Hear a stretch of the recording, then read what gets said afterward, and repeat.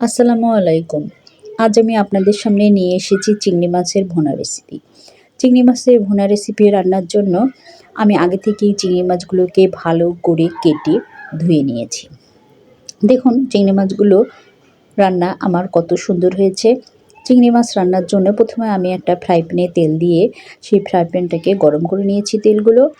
এবার চিংড়ি মাছের মধ্যে কিছুটা পরিমাণ লবণ, হলুদ এবং মরিচের গুঁড়া দিয়ে এটাকে হালকা বাদামি করে ভেজে নেব। আমি চিংড়ি মাছগুলোকে উল্টিয়ে পাল্টিয়ে হালকা বাদামি করে ভেজে নিচ্ছি।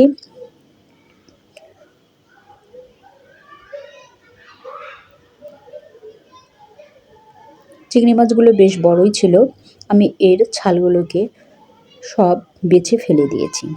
চিংড়ি মাছগুলো আমার বাদামি করে ভাজা হয়ে গিয়েছে। এ পর্যায়ে আমি কয়েকটা পেঁয়াজ দিয়ে দিয়েছি। এই পেঁয়াজগুলোকে আমি লাল লাল করে ভেজে নিচ্ছি। পেঁয়াজগুলো লাল লাল করে ভেজে নিতে হবে উল্টিয়ে পাল্টিয়ে। পেঁয়াজগুলো আমি অনবরত নেড়ে চেড়ে লাল লাল করে ভেজে নেব। আমার পেঁয়াজগুলো ভাজা হয়ে গিয়েছে। এই পর্যায়ে আমি ব্লেন্ডারে কিছুটা পরিমাণ আদা, পেঁয়াজ এবং রসুন ব্লেন্ডার করে নিয়েছিলাম, সেটাকে দিয়ে দিলাম এবং আরও দিয়ে দিলাম কিছুটা পরিমাণ পানি। দিয়ে মশলাটাকে ভালো মতো কষিয়ে নিয়ে এর মধ্যে 3-4টা কাঁচামরিচও ফালি করে দিয়েছি। মশলার পানি শুকিয়ে আসলে এর মধ্যে আমি আগে থেকে যে চিংড়ি মাছগুলো ভেজে রেখেছিলাম সেগুলোকে দিয়ে এগুলোকে কিছুক্ষণের জন্য কষিয়ে নেব। এগুলো কষিয়ে নেওয়া হয়ে গেলে এর মধ্যে আবার দিয়ে দিচ্ছি জিরার গুঁড়া এবং ধনিয়ার গুঁড়া। জিরার গুঁড়া এবং ধনিয়ার গুঁড়ো দিয়ে চিংড়ি মাছগুলোকে আমাকে ভালো মতো মিক্সড করে কষিয়ে নিতে হবে। কষিয়ে নিয়ে এর মধ্যে আরও সামান্য পরিমাণ পানি দিয়ে এটাকে লো হিটে অল্প তাপে 10 মিনিটের মতো রান্না করে নেব।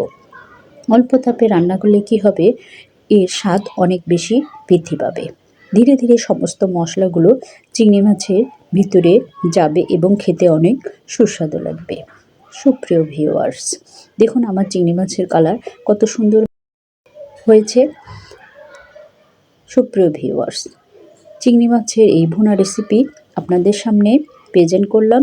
আশা রাখছি রেসিপিটি আপনাদের কাছে ভালো লেগেছে। চিংড়ি মাছের এই ভুনা রেসিপি ভালো লাগলে চ্যানেলটি অবশ্যই সাবস্ক্রাইব করবেন এবং একটা লাইক দিবেন। সবাইকে অসংখ্য ধন্যবাদ।